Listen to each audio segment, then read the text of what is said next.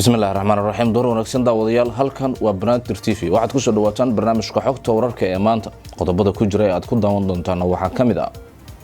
war laga soo saaray qaraxii magaalada Bayruut Hindiya waxa ka dhacay dabaylo roobab oo sababay dhul gariir sidoo kale wararka Hindiya laga soo sheegay ayaa waxa ay sheegayaan in gobolka Qaraxii ay ku burburtay diyaarad 890 iyo koorka sidoo kale wararkeena waxaad ku daawan doontaan caalim weyn oo Soomaaliyeed isla markaasina imaamka ahaa masjidka magaalada Minnesota ayaa xalay waxa lagu dhaawacay magaaladaasi sidoo kale hay'adda qaramada midoobay waxa ay warar ka soo saartay fatahaadaha Soomaaliya qodobadaas iyo wixii kale ee nagu soo kordha ayaad barnaamijkeena ku daawan doontaan kama marna xubnihii Sadaasha iyo sportska waa mar kale iyo xogta wararka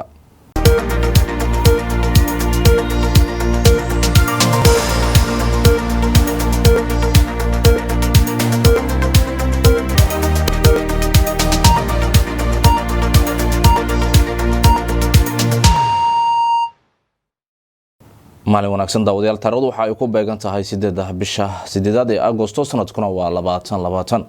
aynu ku bilownay dawladda Lubnan ayaa waxa ay war ka soo saartay qaraxii ka dhacay 4tii bishan magaalada Bayruut ee wadankaasi Lubnan shacabka dalkaasi ayaa ka carooday in maadadaasi qatarta ah oo xajmigaasi leh ay muddo ka badan 6 sano ku jirtay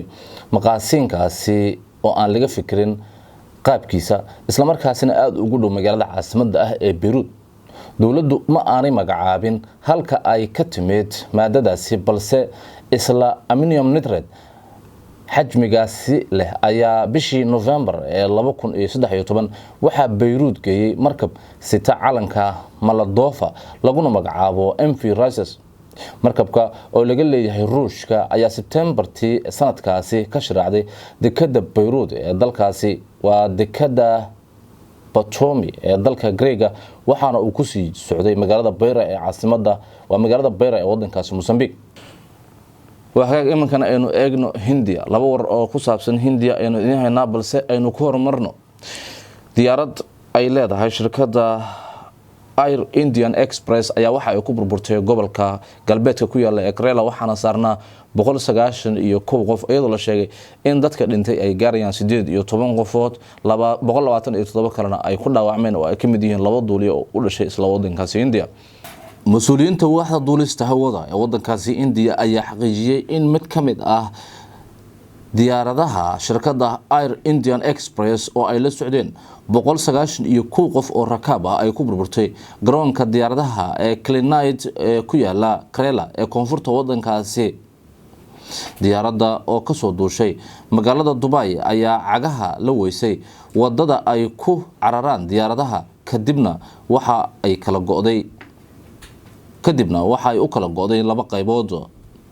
waxa daawadayaal wararkii Hindiya aynu ku guda jirnay isla gobolka Kerala ee galbeedka wadankaasi shalay waxa ka dhacay roobab dabaylo wata kuwaasi oo sababay in roobkii markuu uu da'ay ciidii dadkii ay ku biday isla markaasina ay qaaday dabaysha xoog leh ee la socda roobka sidoo kale waxa la sheegay in biyahaasi oo watay ciid iyo wasaq ay ku dhaceen guryaha isla markaasina ay ugu tagtay dadka suuqyada jooga waxaana ay sababtay dhimasho iyo dhaawac iminkana aynu eegno Mareykanka Sheekh Maxamed